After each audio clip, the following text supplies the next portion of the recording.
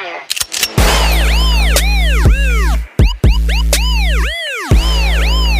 Perkenalkan, namaku Devita Salsa Gunawan dari Paralel A angkatan 2019 NPM 13. Di sini saya akan menjelaskan mengenai pemrograman Pascal dan aplikasi MATLAB.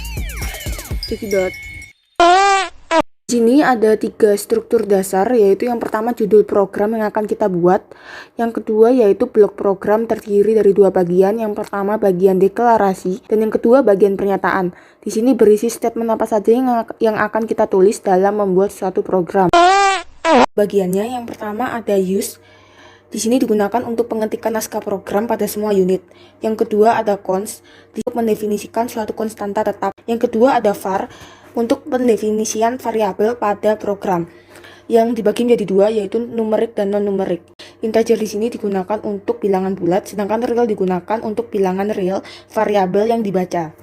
Selanjutnya ada begin, untuk perintah dalam memulai program. Sedangkan yang kedua ada CLR, SCR, yaitu digunakan untuk membersihkan atau pengosongan halaman. Berikut beberapa simbol yang digunakan pada Pascal.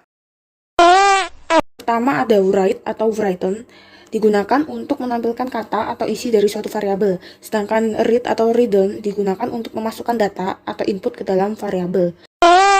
Pemilihan kondisi dengan 3 cara penulisan. Yang pertama if then. Di sini pemilihan pada satu bidang kondisi.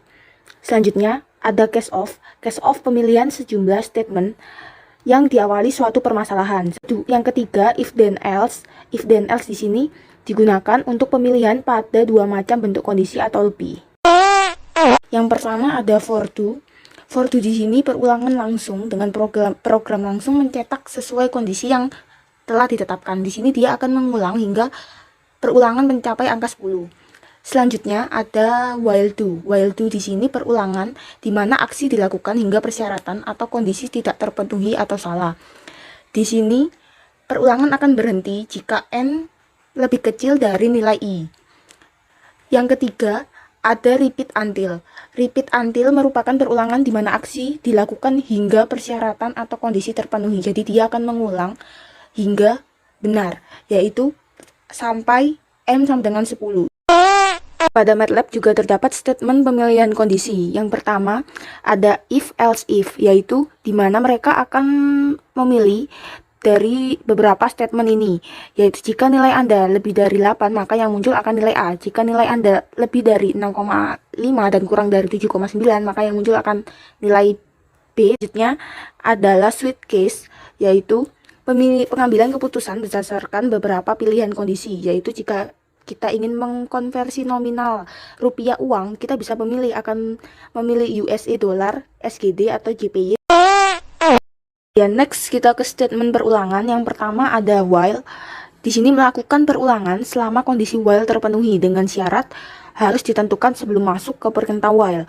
Seperti di sini C kurang dari sama dengan 100. Selanjutnya kita ke perulangan for, yaitu mengulang suatu perintah dengan jumlah yang sudah ditentukan. Seperti di sini, ini yang pertama itu adalah batas awal, 7 di sini adalah batas akhir dan 1 di tengah adalah interval. Digunakan untuk mempresentasikan data secara keseluruhan, plot 2 dimensi dan 3 dimensi. Yang pertama adalah 2 dimensi dan rumus Y sama dengan X pangkat 2.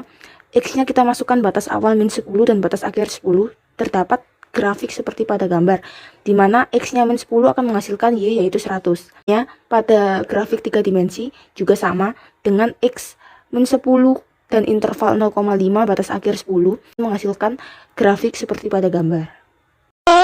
Selanjutnya ada flowchart atau bagan alir, adalah bagan yang menunjukkan alir dalam program atau prosedur kita, yang terdiri dari 5 bagan alir. Yang pertama, bagan alir dokumen menggambarkan sebuah manajemen atau laporan organisasi.